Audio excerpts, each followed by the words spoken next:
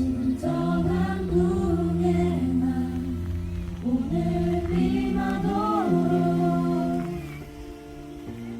우릴 사용하소서.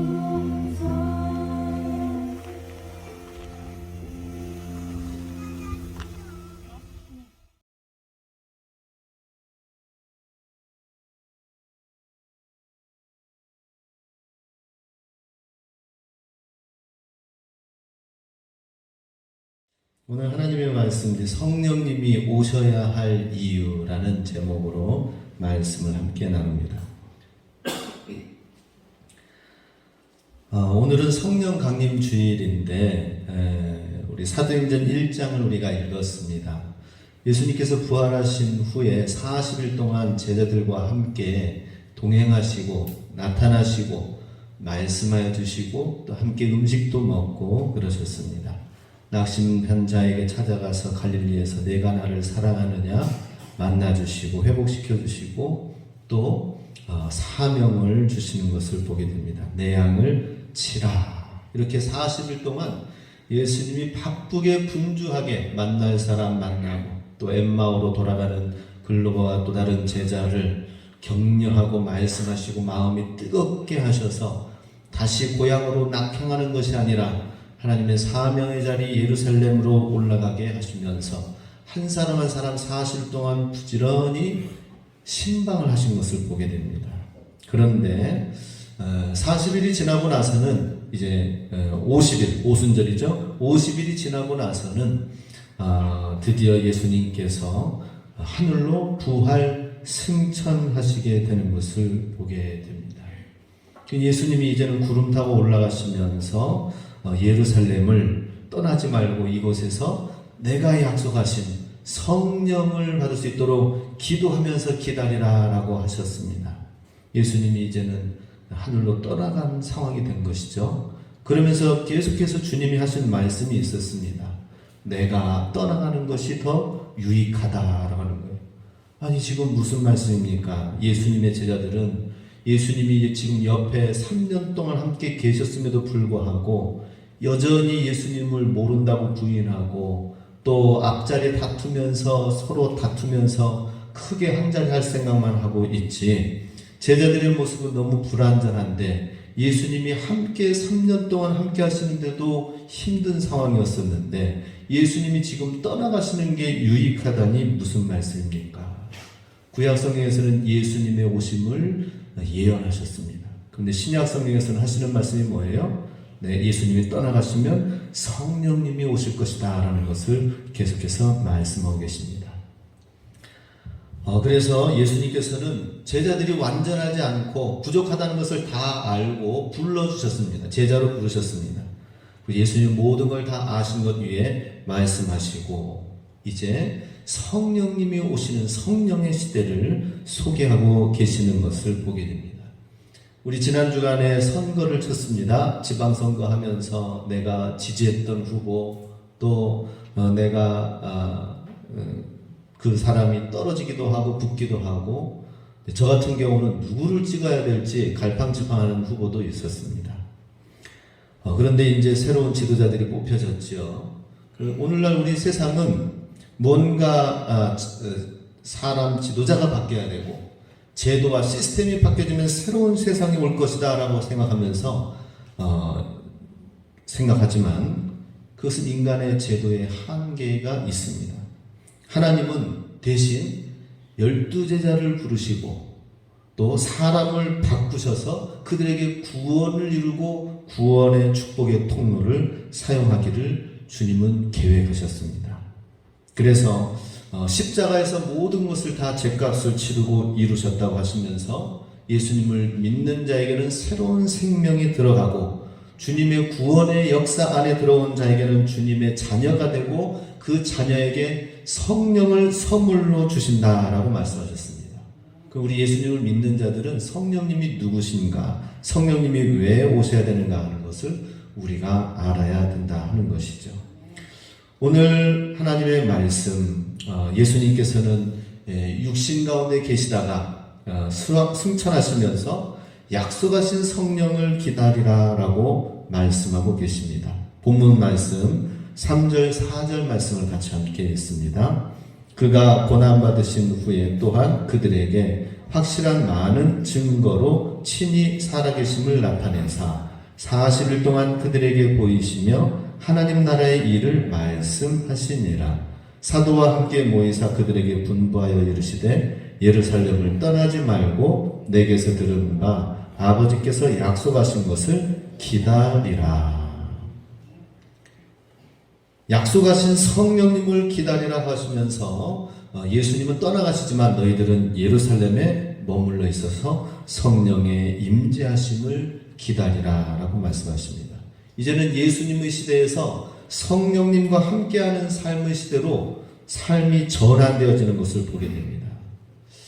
우리도 예수님 믿는다고 하면서도 예수님의 12 제자들처럼 공생의 기간 동안 예수님을 따르긴 따르는데 계속 복음서에 나오는 제자들의 모습은 어떻습니까? 실수투성이, 믿음이 없고 또 하나하나 예수님이 가르치시면서 너희들이 행하라.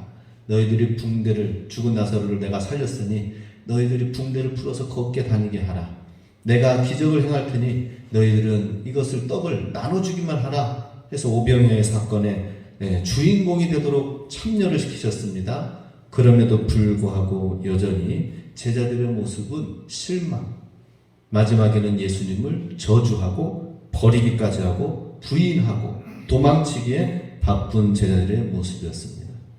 우리도 주일날 주님을 믿고 주님 앞에 나와서 예배를 드리는데 주일 예배만 드리는 신앙으로만 되어서는 안 된다는 것입니다.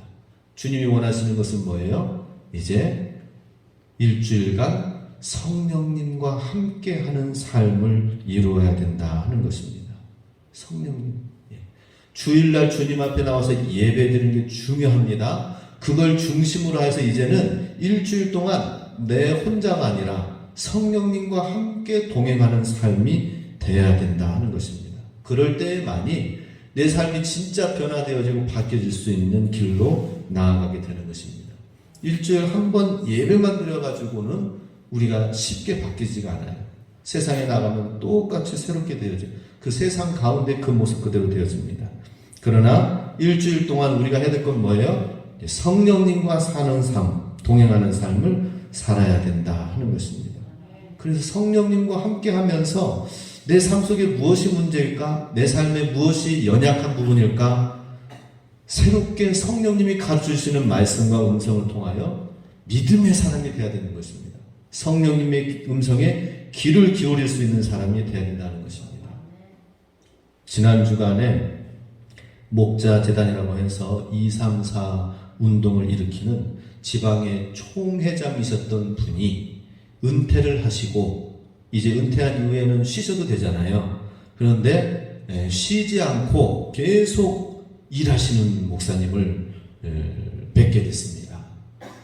그분은 이제는 자기가 가지고 있는 그동안 경험했던 모든 목회에 성령님이 함께 하시면서 부흥케 하셨던 경험들, 승리케 하셨던 경험들, 이런 성령님과의 놀라운 역사를 경험한 것을 그냥 묻혀두기가 아쉬운 거예요.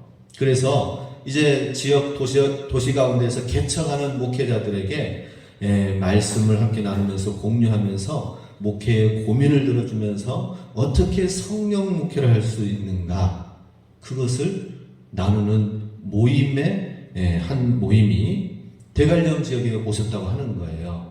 그래서 세미나 장소를 좀 가지려고 하는데 우리 교회에 와서 좀 할 수 있느냐 연락이 와가지고 좋습니다. 그리고 나서 이제 말씀을 저한테 전하라고 하시고 또 점심을 저희가 섬길 수 있는 시간들을 갖게 되었습니다. 그런데 제가 그 모임에 잠시 참여하면서 우리는 이렇게 작은 교회, 개척교회 목회자 부부, 목사님, 사모님들이 17분이 오셨거든요. 그래서 그분들을 우리도 작은 교회지만 우리도 그 개척하는 분들의 사역자들을 격려하고 또 선교사님들을 섬기듯이 또 우리가 섬기면 그것이 우리의 축복이다 이런 생각을 갖고 초청하고 함께 모임을 가지고 식사를 섬겼습니다. 그런데 제가 더 축복을 받은 것 같아요. 그 모임에 잠깐 참여하면서. 생각지도 않은 모임에 참여하면서 제가 축복을 받았어요. 그분이 어떻게 이 목사님들에게 목회를 하면서 하나님과 하나님의 성령의 목회를 해야 될지를 말씀하시는데 정말 큰 도전을 받았습니다. 그리고 그 목사님과 사모님이 계시는데 목사님 사모님이 아무튼 교단 100주년을 했었거든요. 100주년 하는데 전도하는 데에 목회자 중에서 성도들 중에서 전도 1등왕 뽑는 데에 거기 목사님 사모님이 뽑히셨어요. 그래가지고 상을 받으셨던 분입니다. 그분은 그냥 개척을 하셨습니다. 인천 그 변두리 지역에 개척을 하셨어요. 개척을 하시고 나서 전도의 부흥 또 제자들을 세우고 그런 과정들을 다 경험하셨습니다. 성령님이 어떻게 교회를 세우시고 또 사단의 공격이 무엇인지를 알고 그리고 어떻게 하나님의 일꾼들을 세워야 되는지 다 경험하시고 1000명의 성도들을 개척 이후에 큰 교회를 세우셨습니다. 그리고 정말 하나님이 기뻐하시는 일을 하였죠. 그 교회 가운데에 본당도 크게 성전을 세웠지만은 선교센터를 지어야 된다는 하나님의 응답을 받고 하는데 항상 뭐든지 다 남아 돌기 때문에 하지는 않지 않습니까? 기도하면서 선교센터 하나님이 이제 선교사님들이 우리 교단에서 파송되는 선교사님들이 한국에 오면은 어디 머물 데가 없는 거예요. 본인 집을 항상 두고 가는 게 아니니까. 그러니 이제 친척 집에 가고 부모님 집에 가고 또 형제들 집에 들려서 하는데 이게 이제 일주일이면은 모르겠지만 한 달, 두 달, 세 달 이렇게 있게 되다 보면은 그게 또 힘든 상황들이 될 수 있는 것입니다. 선교사님이 어디 부르는 데 없으면은 또 가지도 못합니다. 그런 여러 가지 아쉬움을 생각하면서 교회가 하나님이 이렇게 부흥케 하셨는데 선교센터를 지어서 선교사님들을 모시도록 하자. 그래서 우리 교단 대표하는 선교센터를 짓게 되었습니다. 그리고 지금도 선교사님들 오시면은 지난주에도 오셨던 그 선교사님도 그 수정교회의 선교센터에 머물다가 오시고 또 이제 본국으로 이제 파송지로 가시게 되는 것입니다. 이런 귀한 사역을 이제 감당하시다 보니까 하나님께서 축복을 해주셨어요. 성령님께서 어떻게 일하시고 역사하시는지, 교회 건축이 어떻게 이루어지고 일꾼들이 세워지고 하나님의 선교의 방향은 무엇인지를 쫙 로드맵이 이 성경 지도가 쫙 펼쳐지는 거죠. 그래서 제가 대화를 해보니까 진짜 성령의 사람이에요. 성령님이 어떻게 일하시고 역사하시는지 바로바로 그냥 이 얘기가 되어집니다. 이분은 진짜 성령님을 체험하고 성령의 인도하심을 받고 성령님의 일하심을 위하여서 어떻게 해야 되는지 알아요. 이번에도 지금 이렇게 우리 이 개척교회 목사님들만 섬기는 것이 아니라 그 개척교회 이제 교회가 또 힘들고 어렵잖아요. 그러니 이제 여러 후원하는 교회들 통하여서 매달 100만 원씩 지원할 수 있도록 뒤에는 우리 그 목사님 뒤에는 스폰서가 있는 한국도자기 아시죠? 한국도자기 사장님, 유명한 화장품 사장님 해가지고는 뒤에 스폰서가 쫙 있어서 하나님 기뻐하시는 일을 하는 데 있어서 뒤에서 쫙 밀어주는 거예요. 그래서 교회도 2년 반 동안 이번에 목자 재단이라고 해서 교회를 리모델링하고 새롭게 하는 일에 뒤에서 스폰서들이 쫙 밀어주니까 작은 연약한 교회들을 2년 반 동안 40개 교회를 리모델링을 했다고 하는 거예요. 엄청나죠, 그죠?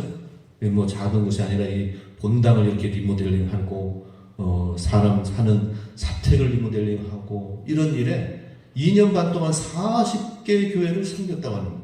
이야, 이분은 은퇴하시고도 더 큰 일을 하시는구나. 은퇴하기 전에도 목회와 또 교단 일을 하면서 큰 일을 하셨지만 은퇴한 이후에도 성령님이 일하시도록 통로가 되어지는데 그것을 다 보고 정말 제가 큰 도전과 제가 오히려 더 축복을 받았어요. 저도 그분이 이렇게 다 하시면서 섬기시는 교회에 온다고 이렇게 세미나 장소 한다고 하니까 화장품을 주시더라고요. 후원하시는 그 회장님이 딱 전달하시라고 해가지고 제가 오늘 아침에 좀 얼굴이 피부가 좀 빛나지 않습니까? 이걸 제가 딱 어제 하고 어디 다녔더니만은 더 젊어졌다고 하더라고요. 예, 아마 이게 성령의 화장품이 아닌가 싶습니다. 우리도 신앙생활 하면서 그냥 주일날 예배 드리고 그냥 가고 나 구원받았다 거기서 끝나는 것이 아니라 성령님이 일하시고 성령님이 역사하시고 성령님이 기뻐하시는 일을 하면은 하나님께서 막 쫙 밀어주시고 우리 삶에 이렇게 기쁨과 행복과 놀라운 기적의 역사가 일어나야 되지 않겠습니까? 예수님 계실 때에도 놀라운 오병이의 역사, 또 여러 가지 수많은 일들이 예수님을 통하여 기적이 일어났다면은 성령님과 동행할 때에는 성령님이 더 큰 일을 앞으로 하시겠다고 예수님 말씀하셨거든요. 우리도 큰 일을 감당할 수 있을 줄로 믿습니다. 그래서 우리 성령님 오시도록 약속하신 성령을 기다려야 된다는 것입니다.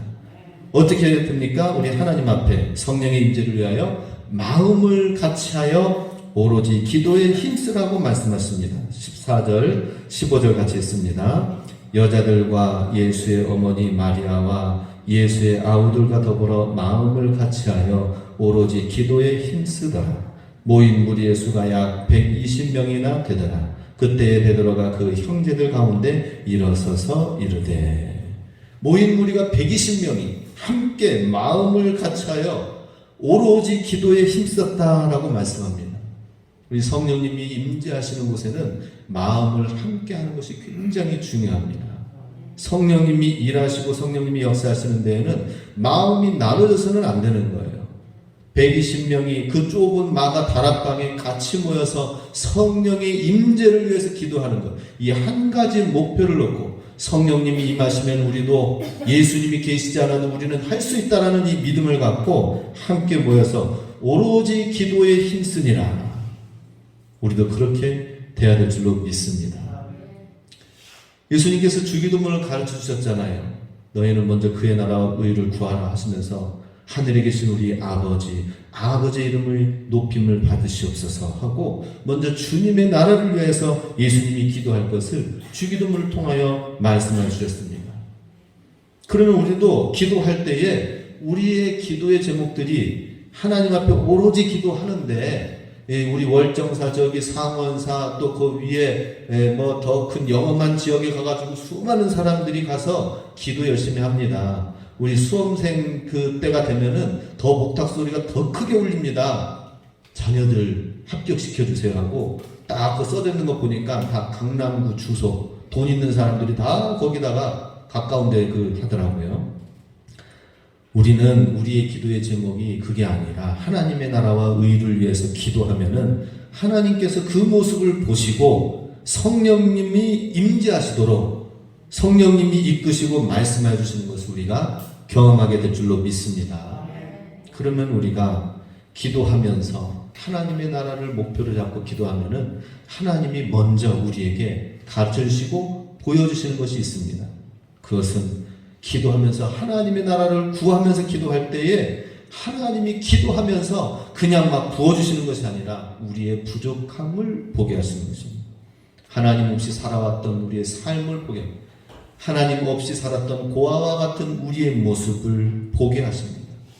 그리고 우리의 연약함을, 우리의 죄악됨을, 죄됨을 보게 하시고 회개케 하시고 돌이키게 하시고 그 부족한 것을 먼저 깨닫게 하신다 하는 것입니다. 하나님 앞에 이렇게 모여서 합심해서 기도를 하였더니 마가다락방에서 그냥 바로 임하셨다라고 하는 것은 임하신 것은 이제 2장, 우리 1장 지나서 2장 1절에 이제 오순절날 성령님이 임하신 내용이고요. 지금 성령님이 임하시기 이전에 오로지 기도에 힘썼더니 그 중간에 나온 이야기가 무엇이냐? 16절부터 20절까지 보면은 이 성령의 기도를 통하여서 자기 자신이 그 공동체에 무엇이 부족한지를 깨닫게 하십니다. 16절부터 보면요. 형제들아, 성령이 다윗의 입을 통하여 예수 잡는 자들의 길잡이가 된 유다를 가리켜 미리 말씀하신 성경이 응하였으니 마땅하도다. 이 사람은 본래 우리 수 가운데 참여하여 이 직무의 한 부분을 맡았던 자라. 이 사람이 불의의 싹스로 밭을 사고 후에 몸이 곤두박질하여 배가 터져 창자가 다 흘러나온지라. 이 일이 예루살렘에 사는 모든 사람에게 알려져 그들의 말로는 그 밭을 악을 담아라 하니 이는 피밭이라는 뜻이라. 시편에 기록되었으되 그의 거처를 황폐하게 하시며 거기 거하는 자가 없게 하소서 하였고 또 일렀으되 그의 직분을 타인이 취하게 하소서 하였도다. 베드로가 이런 이야기를 이제 많은 기도하는 사람들 앞에서 이야기를 하고 있습니다. 무슨 내용입니까? 하나님 앞에 기도해 보니까 하나님이 기도하시면 성령님이 떠오르게 하시는 것이 있는데 그것은 지금 우리 12 제자로서 예수님 앞에서 세워졌었지만 지금 예수님을 팔았던 가룟 유다가 자꾸 떠오르는 거예요. 그는 주님을 팔면서 물질과 은 30냥에 결국에는 그 스스로도 멸망의 길로 가게 되었다라고 하는 것입니다.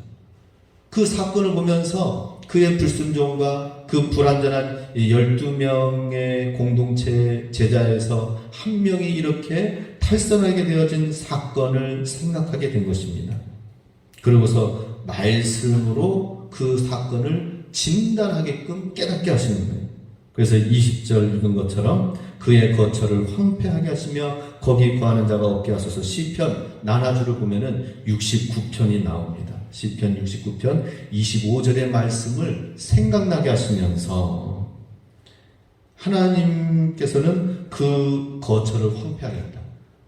하나님을 부인하고 하나님을 모르고 외면하였던 악한 길로 간 자의 길은 황폐하게 하신 것이고 그의 직분은 타인이 취하게 하실 것이다라는 시편 109편 8절 말씀을 생각나게 하시면서 이제 우리가 해야 될 것은 이 12명 중에서 가룟 유다가 이런 죄악 가운데의 길로 실족하여 넘어졌는데 그 직분을 타인이 취하도록 새로운 사람을 세워야 된다라고 하는 것으로 인도함을 받은 것입니다.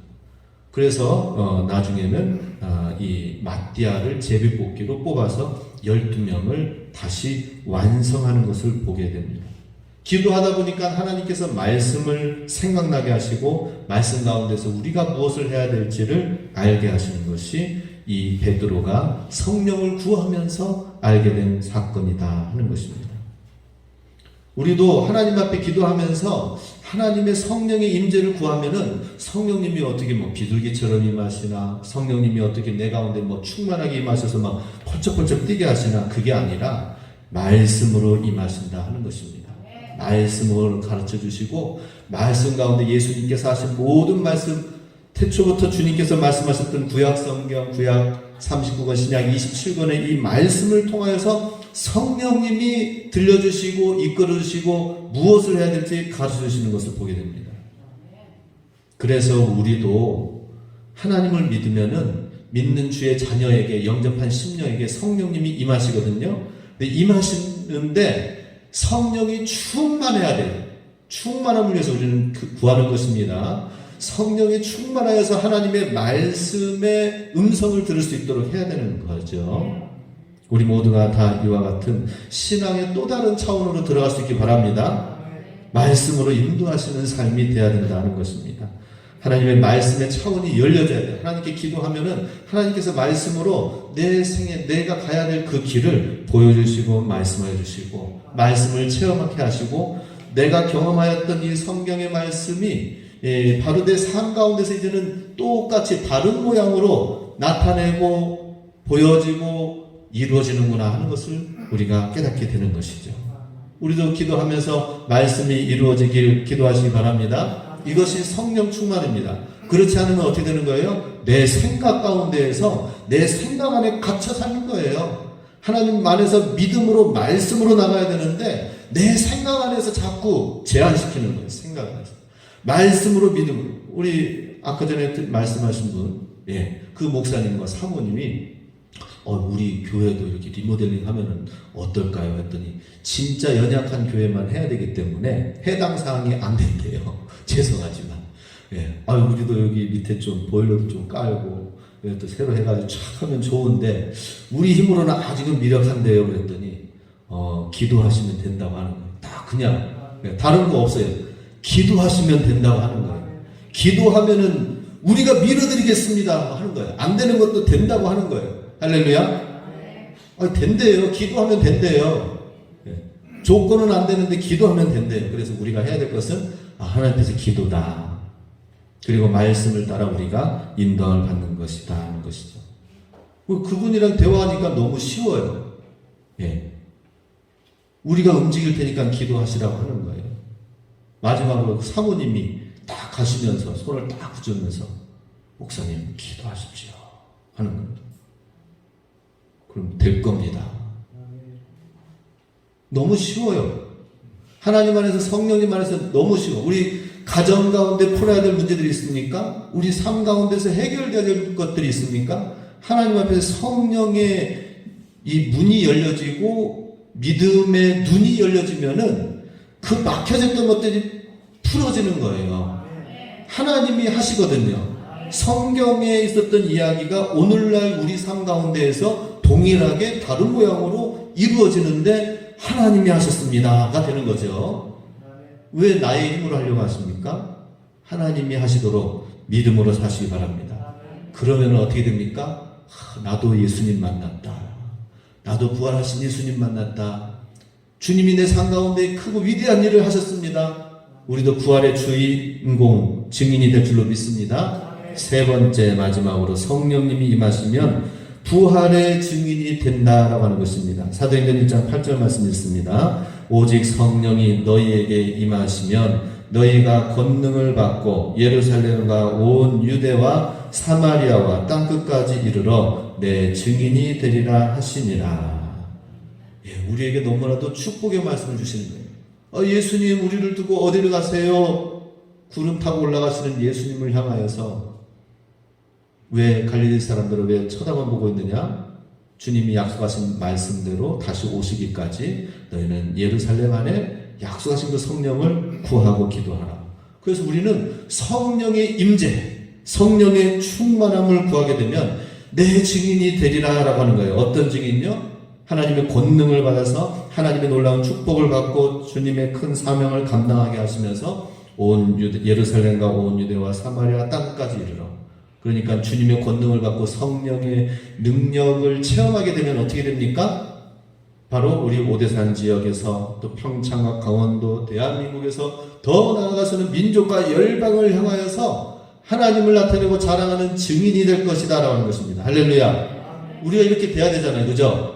우리 옆 사람을 축복하시기 바랍니다. 당신은 세계 열방을 향하여 나아갈 사람입니다. 시작. 당신은 세계 열방을 향하여 나아갈 사람입니다. 할렐루야. 아프리카 케냐로 갑시다. 어디 갔어? 오늘 안 보이죠? 우리 조지아로 갑시다 하면서 갑시다 하는데, 우리 민족과 열방을 향하여 뛰어넘어야죠. 우리는 안 되는데 하나님이 경험케 하시고 가능케 하시면은, 아니 그 은퇴하신 목사님 무슨 힘이 있습니까?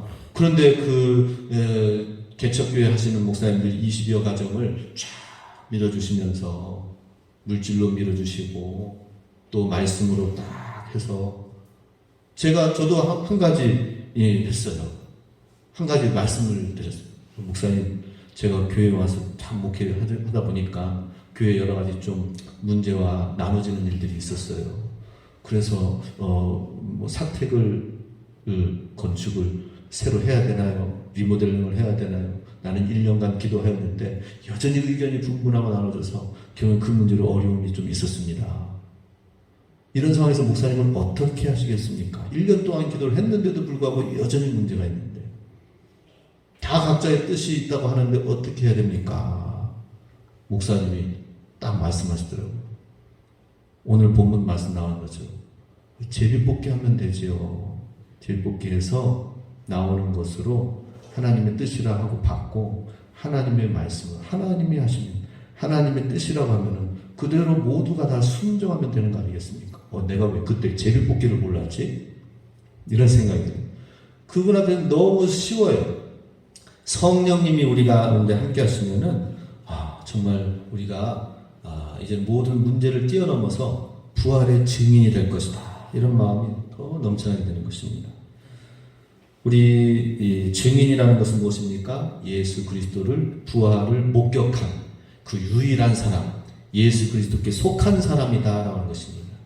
예수 그리스도의 죽으시고 부활하신 그 사실을 목격한 사람의 증인이다. 예수 그리스도의 사람이다라고 하는 거예요. 그게 우리의 정체성이에요. 그런데 지금 프로테스탄트라고 하죠, 그죠? 예, 우리 기독교를 갖다 프로테스탄트라고 해요. 예, 우리 천주교랑 비교해서 하는 영어로 만들어진 겁니다. 예, 대항하는 자, 거부하는 자. 예, 그렇게 뜻이 쓰여졌어요. 프로테스탄트. 뜻이 그렇습니다. 우리 기독교가. 그러니 이제 거항하는 자, 거부하는 자, 기존에 있던 교회들의 어떤 정체된 것을, 형식적인 것을 거부하는 자로서 했다 해가지고 프로테스탄트라고 하는데, 사실은 우리의 정체성은 뭐예요?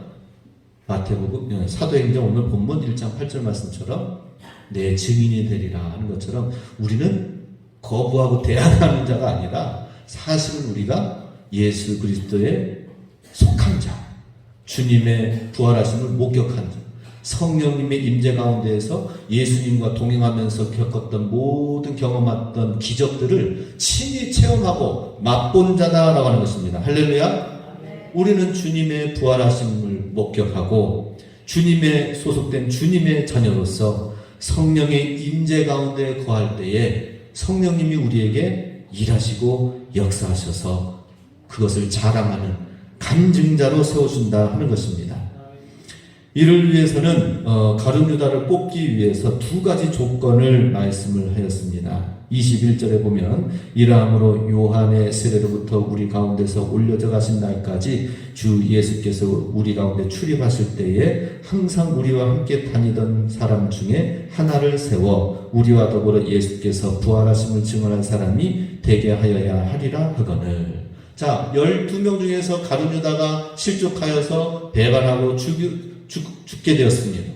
이제 한 자리를 다시 뽑게 되는데 그 뽑아야 될 사람은 제비뽑기를 하긴 하지만 나중에 진짜 이 선상에 올라와야 될 자격이 되는 사람이 누구인가를 21절에서 얘기하고 있습니다. 그는 요한의 세례 때부터 우리 가운데 함께 출입하면서 예수님의 말씀을 들었던 사람이다 하는 것이죠. 예, 예수님의 말씀, 주님의 음성을 들을 수 있었던 사람이다라고 하는 것입니다. 그 다른 어떤 조건이 아니에요. 요한의 세례, 예수님 처음 초창기 시절 때부터 계속해서 예수님 옆에서 예수님 말씀을 들어왔던 사람이어야 된다라고 하는 것입니다. 그리고 예수께서 부활하심을 증언할 사람, 부활의 증인, 그 사람, 마지막 예수님이 부활하셨을 때에 부활하심을 목격했던 그 사람을 해야 된다 하는 것이죠. 처음부터 예수님의 말씀을 듣고 마지막 부활하신 그 사실에 목격한 사실을 본 것. 우리도 그래야 됩니다. 우리의 신앙도 성령님이 임재하셔서 성령님이 사용하시는 사람이 되기 위해서는 바로 예수님을 친히 처음부터 목격하고 경험하고 말씀을 듣고, 그런데 우리가 예수님 공생의 기간 동안에 함께하지 못했잖아요. 대신 주님의 말씀을 처음부터 끝까지 깊이 잘 알아나가는 사람이 돼야 됩니다. 우리 구약성경부터 신약 계시록까지 하나님의 말씀을 좀 친숙하게 알아나가는 분이 되시기 바랍니다. 하나님 말씀을 처음부터 끝까지 잘 알아야 돼요. 너무 한 가지만 붙들고 있으니까 왜곡되어지고 잘못된 길로 가죠. 처음부터 끝까지 주님의 말씀을 잘 보고 들으면서 나아갈 때 주님을 만나게 되는 거예요. 예수님을 만나게 되는 거예요. 그래서 우리도 말씀을 통하여 또 사건을 통하여 주님을 만나야 돼요. 이 만남의 사건이 확실하게 되어지면 어디 떠나가지도 않습니다. 주님을 위하여 살게 됩니다. 차인표 연예인이 있죠?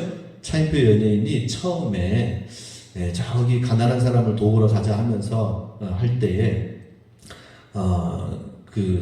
처음에 투덜투덜 했다고 합니다. 가난한 인도의 어린 영혼들을 위해서 도와주러 가자, 대사로 나아가자 했는데 굉장히 불편하고 또 비행기를 타더라도 1등석 좋은 비행기를 타더라도 마음은 계속해서 불편하고 또 내가 왜 저 가난한 나라에 가서 내가 저렇게 힘든 냄새나는 지역에 가서 저렇게 해야 되나 하면서 갔는데 딱 가서 인도의 거리를 걷고 거기에서 또 지역에 도착해서 거기에서 가난한 어린아이가 와, 차인표 유명 연예인이 왔습니다 하면서 하니까 그 어린아이가 그 가난한 가운데서 막 뛰어나오면서 기쁨으로 달려와서 안기는데 냄새난다고 멀리하는 것이 아니라 그때 하나님이 이 차인표 이 마음을 움직이게 하신 거예요. 그래서 가난한 그 어린 영혼을 뜨겁게 안으면서 하나님이 그 마음을 만져주시면서 그때 차인표 이분이 내가 그 어린 아이를 통하여서 주님을 만나게 되었다라고 하는 것이죠. 그리고 나서는 그 뒤로부터는 내가 주님을 위하여 영혼을 살리고 생명을 살리는 일에 내가 앞장서겠습니다. 그래서 신혜라 집사님, 차인표 집사님이 선교하는 일에 앞장서는 귀한 일꾼이 된 것을 보게 됩니다. 우리도 바로 주님을 이 차인표 연예인처럼 A기와 B씨가 나눠지는 놀라운 사건이 말씀을 보면서 우리 일상 생활 가운데서 주님과의 놀라운 만남의 체험, 기도하면서 주님과 더 성령의 임재의 체험을 깊이 나누시고 누리시면서 경험하시면서 부활의 증인이 되시길 주님의 이름으로 축복합니다. 아멘. 기도하겠습니다.